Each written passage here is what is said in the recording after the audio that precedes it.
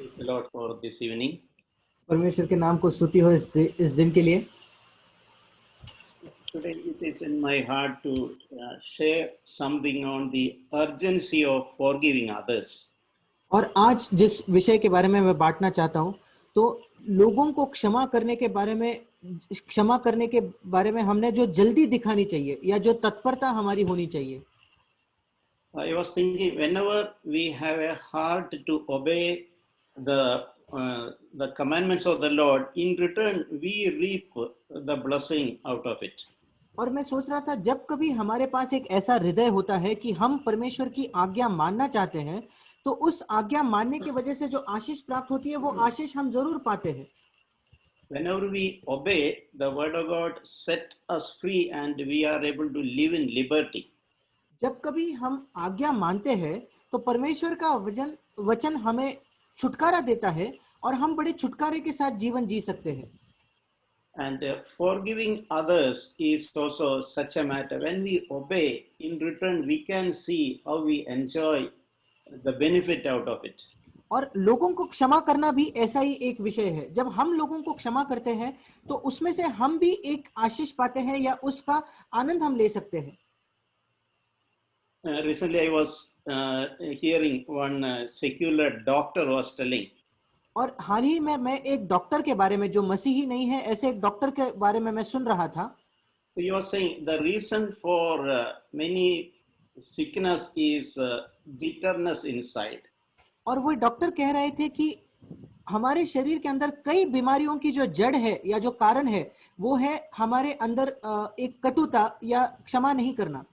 If we have unforgiveness or bitterness towards others, that affect our own life. अगर हम लोगों को क्षमा नहीं करते या हमारे मन में कड़वाहट है, तो इससे हमारे ही जीवन को हानि पहुंचती है। So when God commands certain things in God's heart, He thinks about some benefit to us also. और जब परमेश्वर हमें कोई आज्ञा देता है, तो परमेश्वर ने भी पहले से सोचा है कि ये आज्ञा मानने से हमें क्या लाभ या हमें क्या फायदा होगा।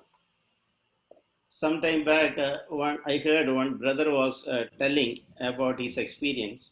और कुछ समय के पहले मैंने सुना था कि एक भाई उनके अनुभव के बारे में मुझे बता रहे थे। He was listening to young Sunday school children reciting memory verses. और वे एक जो छोटे बच्चे संडे स्कूल के होते हैं, जो याद करने का वचन होता है, मेमोरी वर्स उनको कहते हुए वो सुन रहे थे। So he was saying, I am not able to memorize even a single verse. और वो सोचने लगे कि मैं तो एक वचन भी याद नहीं कर पाता।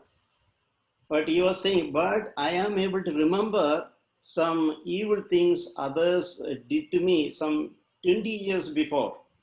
पर उसी समय कुछ लोगों ने 20 साल पहले जो मेरे खिलाफ कोई गलत बात की है या बुरी बात की है, उस चीज को मैं आज भी याद कर सकता हूं। So that indicates we can easily remember the unnecessary things, hurtful things which happened some 20, 30 years before, but we are not able to memorize even a single verse. और ये एक बात को दिखाता है कि हम जो चीजें जरूरी नहीं है 20-30 साल पहले जो लोगों ने हमें चोट पहुंचाई है, इन चीजों को भी याद कर पाते हैं, पर एक छोटा वचन भी हम याद नहीं कर पाते। It also means that it is not easy to forgive others, especially when we are really hurt. इसका ये भी मतलब है कि लोगों को क्षमा करना इतनी आसान बात नहीं है, विशेषकर तब जब हमें एक बहुत गहरी चोट पहुंची है। But when God has commanded us something to do, He will give the strength and grace. पर जब परमेश्वर हमें कोई आज्ञा देता है, तो वही हमें सामर्थ्य और कृपा को प्रदान करेगा। With our own ability, our own willpower or something, we will not be able to forgive others. हमारे अपने क्षमता से, हमारे अपने इच्छा शक्ति से हम औरों को क्षमा नहीं कर सकते। But if we have a desire, God will definitely give strength to all of us. पर अगर हमारे अंदर ये चाहत हो, तो परमेश्वर जरूर हम में से हर एक को उसकी सामर्थ्य देगा। So I'll share something. That urgency, how important it is, that I learned. और मैं आज इस विषय में बांटना चाहता हूं कि क्षमा करने के बारे में क्यों हमें इतना आवश्यक या किसी भी विलंब के बिना हमें क्यों लोगों को क्षमा करना चाहिए। we all know that a small prayer which Jesus taught his disciples, which we call Lord's Prayer. हम सब उस छोटी सी प्रार्थना को जानते हैं जो यीशु मसीह ने अपने शिष्यों को सिखाई, जिसे हम प्रभु की प्रार्थना भी कहते हैं। So that is Matthew chapter 6. और वो मत्ती रचित सुसमाचार उसके 6 अध्याय में पाई जाती है। In that small prayer, one thing Jesus taught is, और उस छोटे प्रार्थना में एक चीज जो यीशु ने सिखाई थी, that is in Matthew 6:12. वो है मत्ती रचित सुसमाचार 6 अध्याय 12 वचन। Forgive us our debts as we have also forgiven our debtors.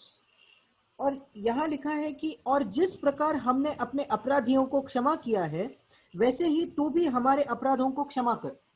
So Jesus wanted to teach them the forgiveness which we can receive from the from the Lord is dependent on our willingness to forgive others. और यीशु मसीह हमें इस बात को सिखाना चाहते थे कि परमेश्वर से जो हमें क्षमा प्राप्त होती है, हम अगर लोगों को क्षमा करने के लिए तैयार हैं, तो इस बात पर परमेश्वर से हमें क्षमा प्राप्त होना निर्भर है। On the other, in other words, if I am not willing to forgive somebody who did some harm to me, there is no point in asking Jesus to forgive me. दूसरे शब्दों में कहे तो अगर किसी व्यक्ति ने मेरे खिलाफ कुछ किया, मुझे चोट पहुंचाई, और ऐसे व्यक्ति को मैं क्षमा करने के लिए तैयार नहीं हूं, तो फिर यीशु मसीह से मैं अपने पापों की क्षमा मांगने में कोई भी अर्थ नहीं। So this is an important lesson I learned. Then I understood the seriousness of forgiving others. और ये एक महत्वपूर्ण पाठ है जो मैंने सीखा कि क्यों ये इतना गंभीर है कि हम लोगों को क्षमा करें। But we don't hear this from many messages. Many people we don't hear many messages on this, unfortunately. पर एक बहुत ही दुर्दैव की बात है कि हम दुर्भाग्यपूर्ण बात है कि हम इस विषय के बारे में ज्यादा संदेश नहीं सुनते। But our whole forgiveness we receive from the Lord is dependent on our willingness to forgive others. और हमारी खुद की जो परमेश्वर से हमें क्षमा प्राप्त होती है, ये आधारित किस पर है? हम अगर लोगों को क्षमा करने के लिए तैयार है या नहीं। This is something we should never forget and always remember. और ये ऐसी एक बात है जो हमें कभी भी नहीं भूलनी है, हर समय इसको याद रखना है। Once Peter asked Jesus, एक समय पतरस ने यीशु मसीह से पूछा, Lord, how many times I should forgive my brother when he offends me? और उसने पूछा कि प्रभु, मेरा भाई जब मेरे खिलाफ कुछ करता है तो कितने बार मैं उसकी क्षमा करूं? Is 7 times I forgive him, is it okay? अगर मैं 7 बार उसकी क्षमा करूं तो वो ठीक है क्या? So if somebody asking this question to us, अब सोच के देखिए, अगर कोई ये सवाल हमसे कर रहा है, if some brother did something wrong to another brother in a single day, and the other brother is saying, I am willing to forgive him seven times. अगर एक भाई दूसरे भाई के खिलाफ कोई गलती करता है 7 बार, और एक ही दिन में ये भाई कहता है कि मैं 7 बार भी उसकी क्षमा करने के लिए तैयार हूं, I think none of us, I can't ever remember same person doing same mistake 7 times in the same day. I never experienced that. और शायद मैंने तो आज तक ऐसा कभी नहीं देखा है कि एक व्यक्ति एक ही गलती एक ही दिन में 7 बार करता है। मैंने ये कभी नहीं देखा। I think none of you would have experienced that. और मेरे हिसाब से आप में से भी किसी ने इसको नहीं देखा। So probably Peter also told, no, Jesus would tell him, oh, this, you're really good brother. Peter thought probably Jesus would appreciate him for that. और इसलिए पतरस ने सोचा, अगर वो ऐसा कहेगा तो यीशु मसीह कहेगा, अरे तू तो बहुत अच्छा भाई है कि तू 7 बार क्षमा करने के लिए तैयार है। उसको लगा था कि यीशु मसीह उसकी प्रशंसा करेगा।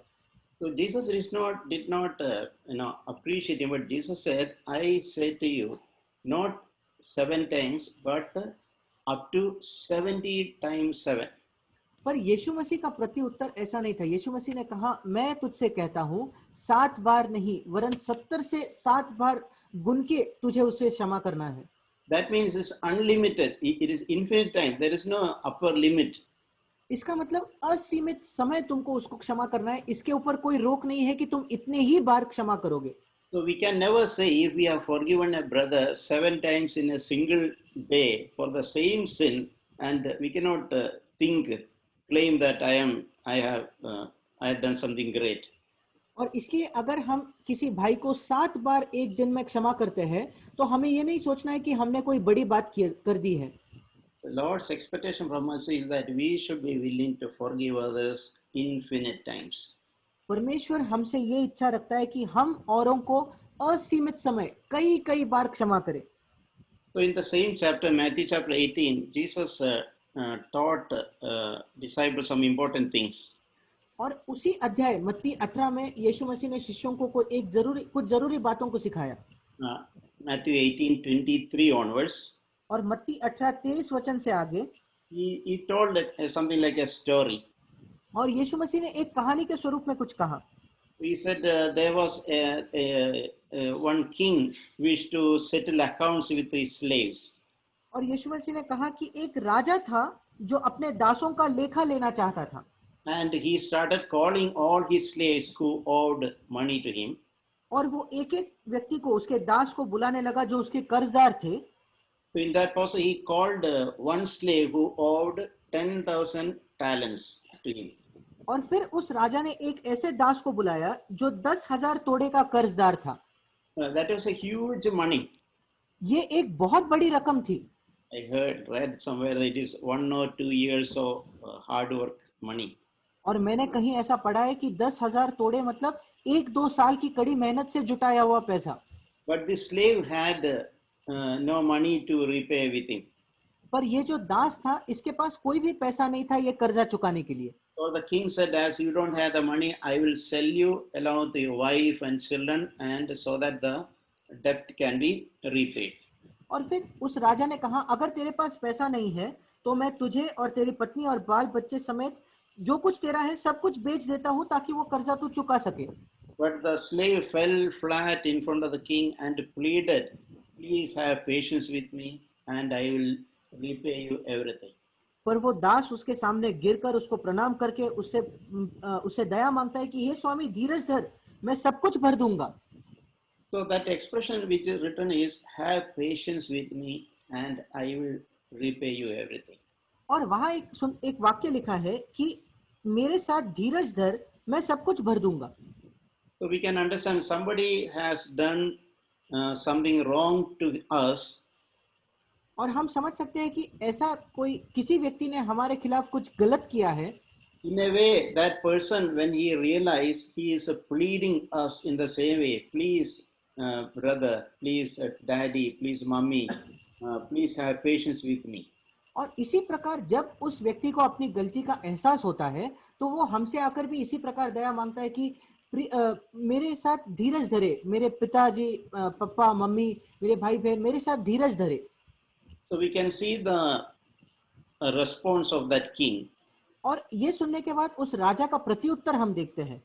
That king of that slave felt a compassion and released that slave and forgave him his debt.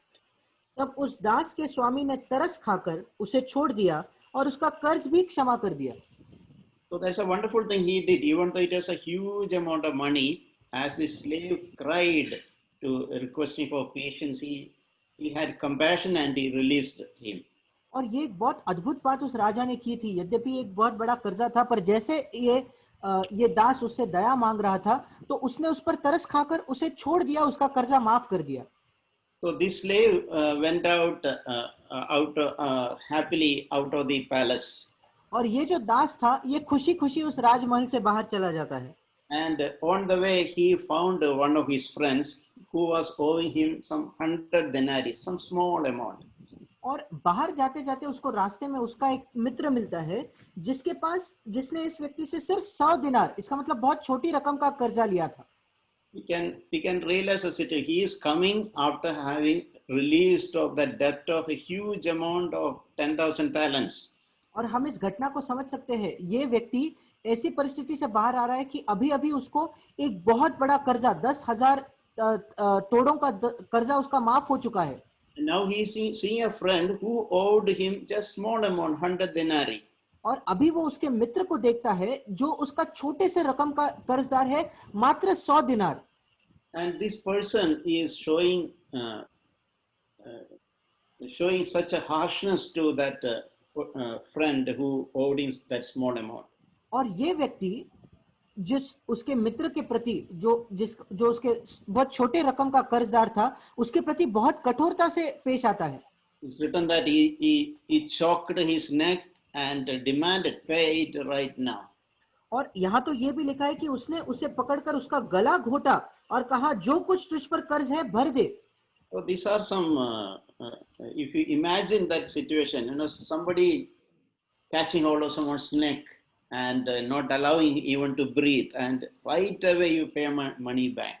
और आप इसकी कल्पना करके देखिए, कोई व्यक्ति किसी और का गला घोटता है, उसको वैसे पकड़कर कहता है, मतलब उसको सांस भी नहीं लेने देता और कहता है, जो भी पैसा है तो अभी भर दे। We will say that it is real cruelty. और हम कहेंगे ये तो सचमुच बहुत ही दुष्टतापूर्ण बात है। And this person is especially just a few minutes before only he was released himself from a large debt. और विशेषकर ये व्यक्ति जो अभी कुछ समय पहले ही, कुछ मिनटों के पहले ही एक बहुत बड़े कर्जे से उसको क्षमा मिली है। And this friend also asked the same, have patience with me, I will repay. और ये मित्र भी उससे वैसे ही शब्द में दया मांगता है कि वो कहता है कि धीरज धर, मैं सब भर दूंगा। But he was unwilling and went and put this person into prison. पर उसने उसकी बात नहीं मानी, परंतु जाकर इस व्यक्ति को उसने बंदी गृह में डाल दिया। So all these, some people were watching what happened. और ये सारी जो घटना हो रही थी, कुछ लोग खड़े होकर देख रहे थे। And when they observed, they were also deeply grieved. और जब इन लोगों ने ये बर्ताव देखा तो उन्हें खुद भी बहुत बुरा लगा, बहुत उदास हो गए। And they came back and reported all that what they saw to the king. और उन्होंने जो कुछ देखा था वो जाकर उस राजा को जाकर बताते हैं। And a king called back that servant to him he released 10,000 talents. और वो राजा उस दास को फिर एक बार बुलाता है जिसका अभी अभी उसने 10,000 रुपए का कर्ज माफ किया था। And told him, you wicked slave, और वो उसको कहता है, हे दुष्ट दास, I forgive you all that huge amount of debt because you pleaded with me. तूने मुझसे विनती की तो मैंने तेरा वो पूरा कर्ज क्षमा कर दिया। You also should have shown the same mercy on your fellow slave. और इसी प्रकार से तूने भी अपने संगी दास पर दया करनी चाहिए थी। In the same way, I have shown you mercy. और जैसे मैंने तुझ पर दया की, वैसे तूने दया करनी चाहिए थी। So Jesus was through a picture. Jesus was illustrating the gravity of unforgiveness. और यीशु मसीह एक चित्र के द्वारा वो जो परिस्थिति है, उसकी जो गंभीरता है, उस गंभीरता को बताने की कोशिश कर रहे थे। Means unforgiveness to others, somebody who is already forgiven, it is wickedness. इसका मतलब है, अगर हम किसी व्यक्ति को क्षमा नहीं करते और हमने क्षमा पाई है तो ये दुष्टता है। Somebody who is already released 10,000 talents, it is not a big thing for him to release just 100 denarii. जिस व्यक्ति का अभी अभी 10,000 तोड़ों का कर्ज माफ हुआ हो, उसके लिए एक 100 दिनार का कर्ज माफ करना कोई बड़ी बात नहीं है। In other words, if you apply to ourselves, God has forgiven all of us so much. अगर हम इसी को अपने आप पर लागू करें तो परमेश्वर ने हम में से प्रत्येक को कितना ज्यादा क्षमा किया है। People like you and me who are worthy to be thrown into the eternal hellfire. और आप और मेरे जैसे लोग जो अनंत काल तक जलने वाले अग्नि में फेंक देने के योग्य है। Jesus chose to forgive everything. यीशु मसीह ने ये चुनाव किया कि हमारे सारे पापों को वो क्षमा करे। So now we forgiving someone else, a small thing, it is not a big matter really. और जब आज हम किसी व्यक्ति को एक छोटी बात के लिए क्षमा करते हैं, ये कोई बड़ी बात बिल्कुल भी नहीं है। Because we already received such a large level of forgiveness in our own life. क्योंकि हमने इतने बड़ी मात्रा में हमारे स्वयं के जीवन में क्षमा को प्राप्त किया है। And Jesus concluded that parable like this. और इस दृष्टांत का अंत यीशु मसीह इस प्रकार करता है। No, this is what really brought such seriousness in my life. और इस वचन को पढ़कर मेरे जीवन में बहुत मैं गंभीर हो गया इस विषय के बारे में। That king moved with anger, handed over that person over to torturers until he should pay all that was owed him. और उसके स्वामी ने क्रोध में आकर उसे दंड देने वालों के हाथ में सौंप दिया कि जब तक वो सब कर्ज भर ना दे तब तक उनके हाथ में रहे। And in verse 35, Matthew 18:35, Jesus concluded like this. और मत्ती 18 के 35 वचन में इस प्रकार यीशु अंत करता है, My heavenly Father will also do the same to you. इसी प्रकार यदि तुम में से मेरा पिता जो स्वर्ग में है तुमसे वैसा ही करेगा, If each of you does not forgive his brother from your heart. यदि तुम में से हर एक अपने भाई को मन से क्षमा न करे। Meaning,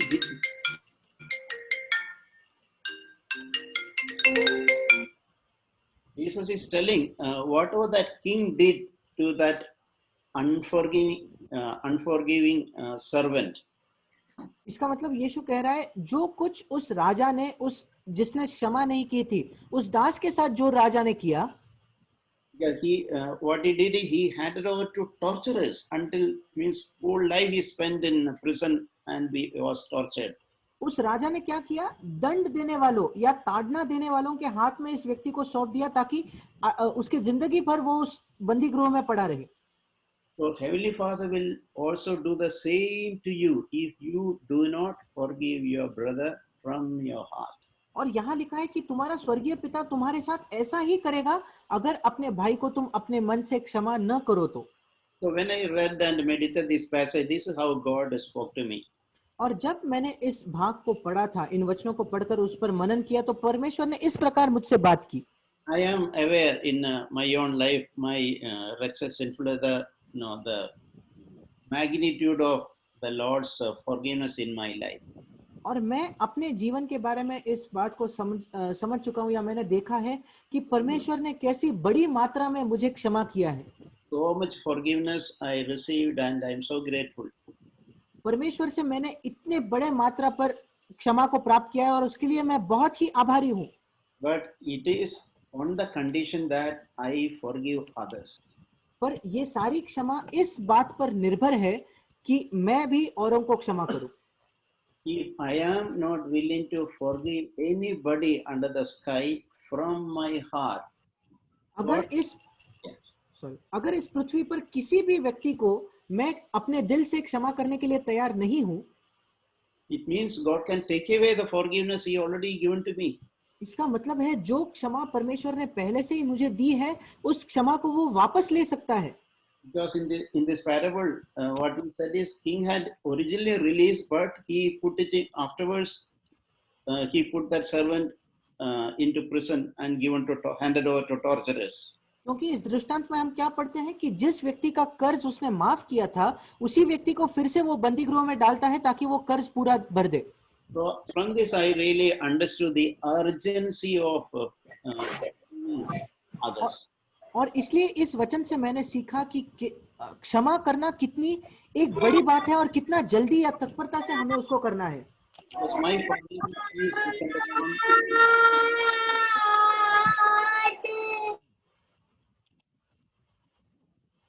Uncle, can you unmute and repeat, please? Sorry. Yeah. My willingness to, my forgiveness is dependent on my forgiveness depend on my willingness to forgive others. और मैं किसी को क्षमा करने के लिए अगर तैयार हूं तो इसी बात पे मुझे भी क्षमा मिलती है, ये इस बात पे आधारित है। One verse in Colossians chapter 3 had really helped me. और कुलुसियों की पत्री उसके 3 अध्याय में एक वचन है जिसने मेरी सचमुच सहायता की। That is Colossians 3. कुलुसियों की पत्री उसका 3 अध्याय verse 13. और 13 वचन।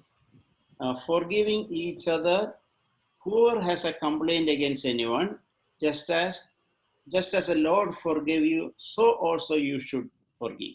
यहाँ लिखा है यदि किसी को किसी पर दोष देने का कोई कारण हो तो एक दूसरे की सह लो और एक दूसरे के अपराध क्षमा करो, जैसे प्रभु ने तुम्हारे अपराध क्षमा किए वैसे ही तुम भी करो। So this means that every day we will face, or in our life we will face lot of opportunities when we'll see some complaint, somebody has done some harm to us.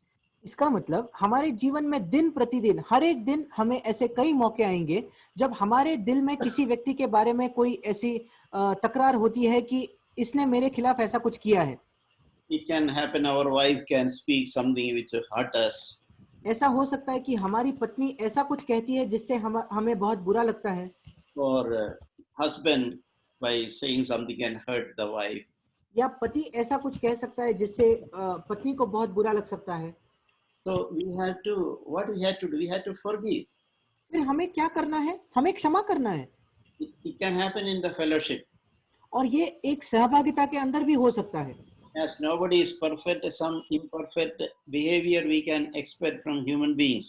क्योंकि हम में से कोई भी परिपूर्ण या पूर्ण नहीं है, इसलिए हम सारे मानवों से थोड़ी बहुत परिपूर्णता भरा व्यवहार हम सह सकते हैं. We will always find some reason for a complaint, as we read here. इस वचन में जैसे हम पढ़ते हैं, हर समय हमें शिकायत के लिए कोई ना कोई मौका तो जरूर मिलेगा. But that word says that forgive them just like Jesus forgave you. पर यहाँ लिखा है कि हमें उन लोगों को वैसे क्षमा करना है जैसे यीशु मसीह ने हमें क्षमा किया. It's good to remember how did Jesus forgive us. और ये याद करना बहुत अच्छा है कि यीशु मसीह ने किस प्रकार से हमारी क्षमा की. When Jesus forgave us, he decided not to remember our past sins.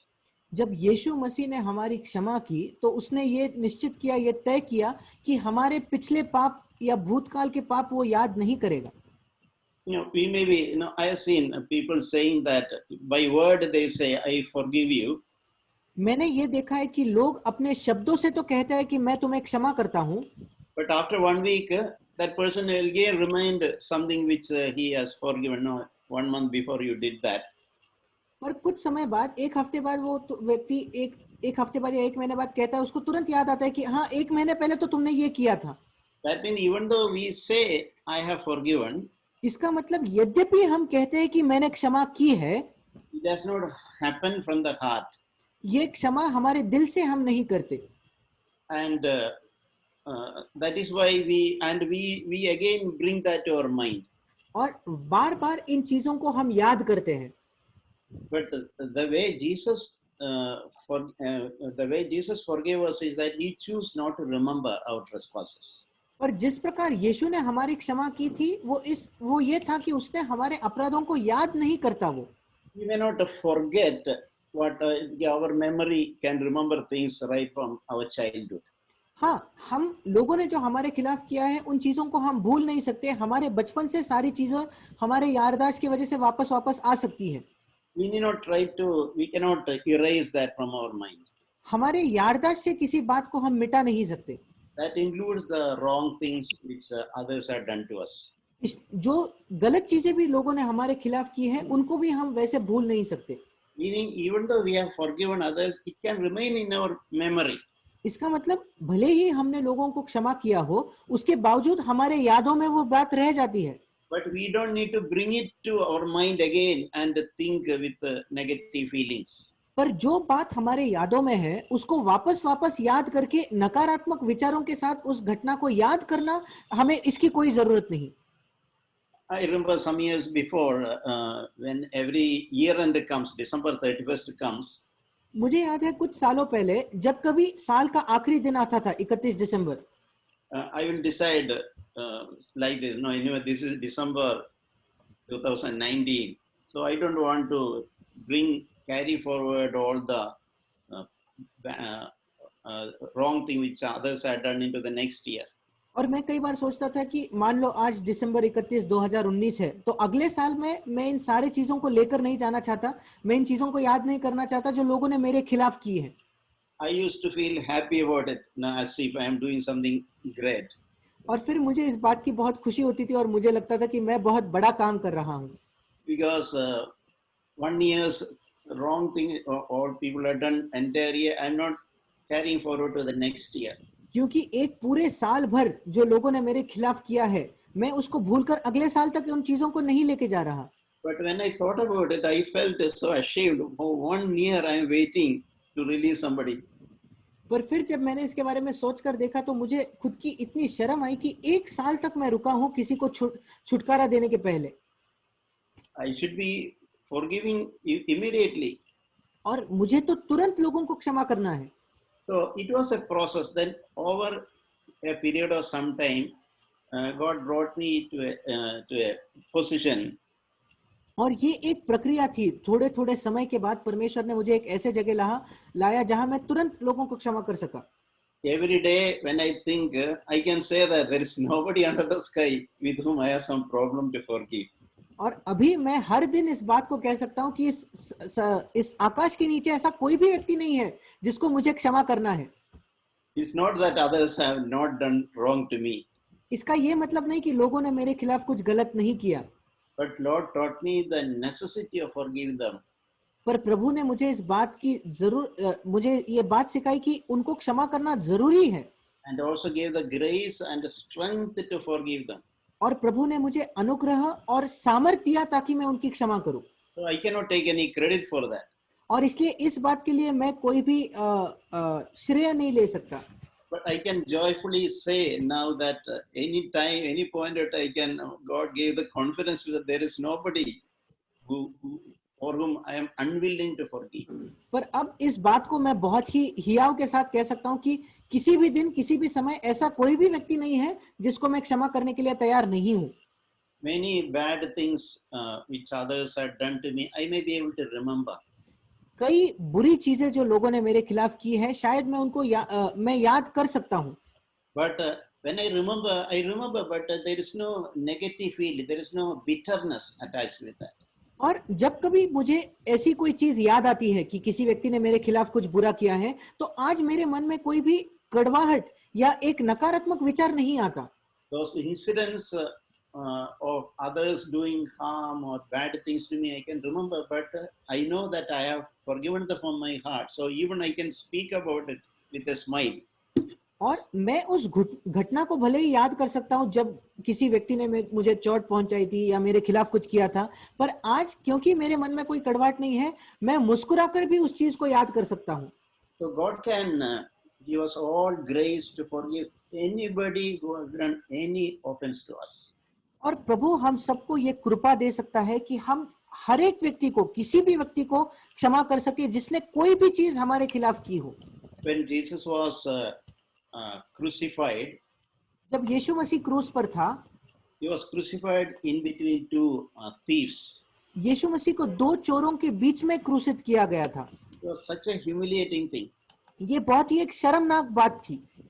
Son of God who never committed any sin, परमेश्वर का पुत्र जिसने कभी भी कोई पाप नहीं किया, did no harm to anybody. जिसने कभी भी किसी को चोट नहीं पहुंचाई, He was equated with the criminals. ऐसे एक व्यक्ति को एक अपराधी के समान बनाया गया. And the worst kind of painful death was given to him. और सबसे बदतर तरीके की एक बहुत ही दर्दनाक मौत उसको दी गई. But Jesus hanging on the cross is saying something. पर यीशु मसीह उस क्रूस पर लटकता हुआ भी कुछ कह रहा है. That is in Luke chapter 23:34. और वो लूका रचित सुसमाचार उसका 23 अध्याय और उसका 34 वचन है. Father, forgive them, for they do not know what they are doing. और यीशु कहता है, हे पिता इन्हें क्षमा कर क्योंकि ये जानते नहीं कि क्या कर रहे हैं. So none of us has ever tasted that level of adversity or cruelty or ill treatment as experienced by Jesus. और जिस प्रकार यीशु मसीह ने इन बातों को सहा, हम में से कोई भी ऐसा व्यक्ति नहीं है जिसने इस प्रकार की पीड़ा, इस प्रकार का एक विपत्ति या इस प्रकार की लोगों से चोट को सहन किया हो. Well, Jesus taught us by praying, Father, forgive them, because they don't know what they are doing. और इतने बुरे हालात में भी यीशु मसीह ने हमें इस बात को प्रार्थना करके सिखाया कि पिता इन्हें क्षमा कर क्योंकि वो नहीं जानते कि वे क्या कर रहे हैं. So those same thoughts can help us also to forgive others. और ऐसे ही विचार हमारी भी सहायता करेंगे ताकि हम दूसरों को क्षमा करें. See, some wrong thing others doing, they may not be really knowing the intensity of their wrong. और देखिए, जब लोग हमारे खिलाफ कोई गलत काम करते हैं तो शायद ऐसा होता है कि वो नहीं जानते कि उस बात से हमें कितना दर्द हो रहा है, In some cases, they may not understand how it affects us. So, और ऐसे भी कई परिस्थिति होती है कि वो लोग समझ ही नहीं पाते कि उनके गलत काम से हमें क्या तकलीफ हो रही है and to whom they are doing.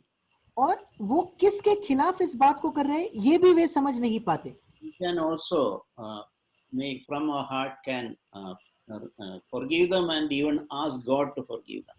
और हम भी अपने दिल से इस बात को कह सकते हैं कि हम प्रभु से भी हम उनको क्षमा कर सकते हैं और प्रभु से भी मांग सकते हैं कि प्रभु भी उनको क्षमा करे।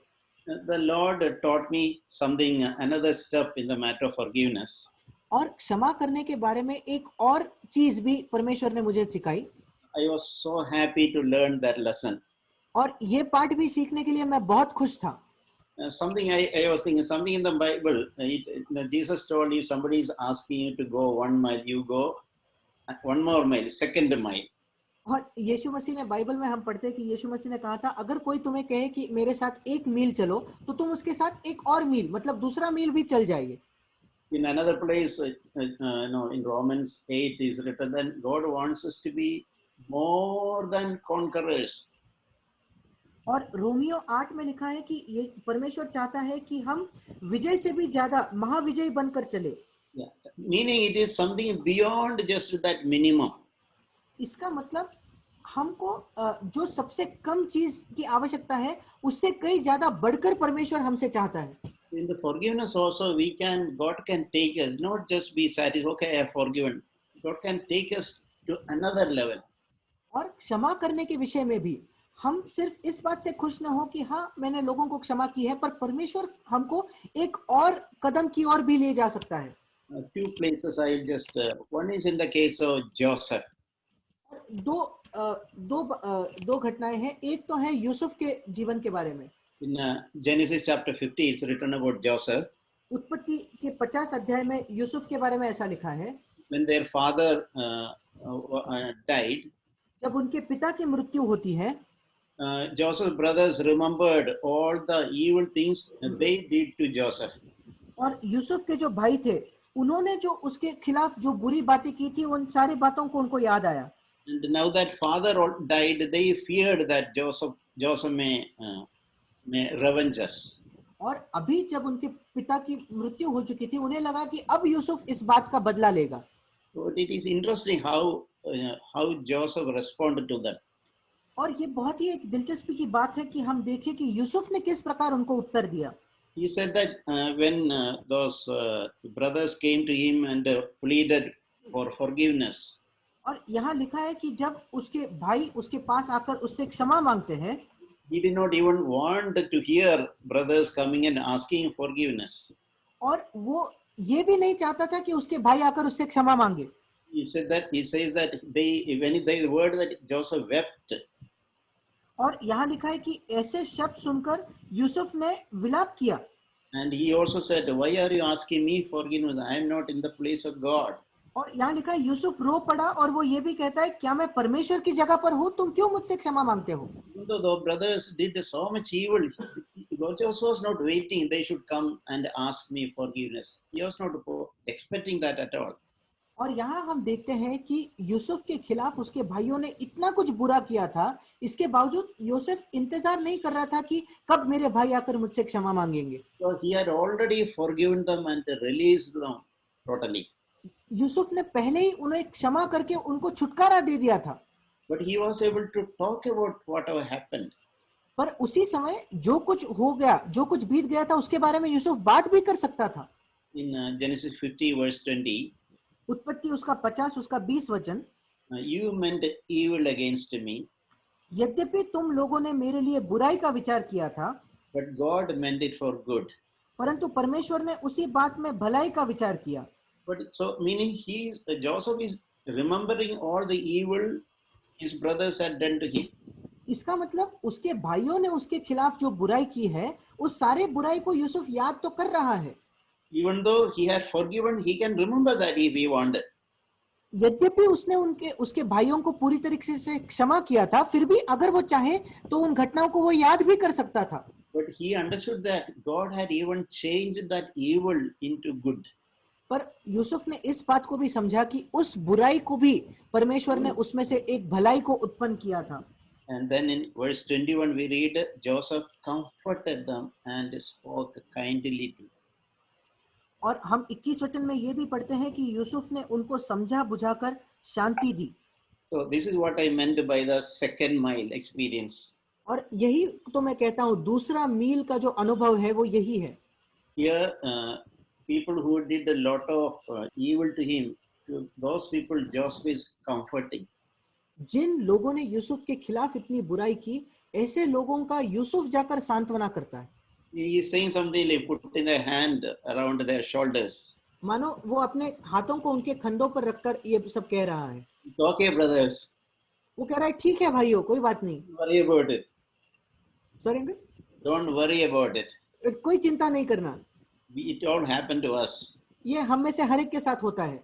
I myself receive so much forgiveness from God. मैंने खुद परमेश्वर से इतनी क्षमा को प्राप्त किया है, It's not at all a problem for me to forgive you. और इसलिए मुझे तुम्हें क्षमा करने में कोई भी आपत्ति नहीं है। Even though I can remember all those things you did to me. यद्यपि मैं उन सारी बातों को याद कर सकता हूँ जो तुमने मेरे खिलाफ की है। Don't feel bad about it. उसके बारे में तुम भी बुरा मत मानो।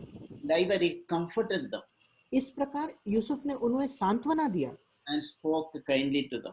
और बड़े ही प्रेम से उसने उनसे बात की। That's a wonderful thing. People who did a bad thing to us, it is not forgiveness is the minimum thing required, but comforting them is another level. और ये बहुत ही एक उत्तम बात है कि जब लोग हमारे खिलाफ कुछ गलत करते हैं, कुछ बुरा करते हैं, तो उनको क्षमा करना तो सबसे कम है, वो तो हमें करना ही है, पर उससे अगला स्तर ये है कि हम उनका सांत्वन करते हैं। Yeah, most people after doing some bad, they feel bad about it.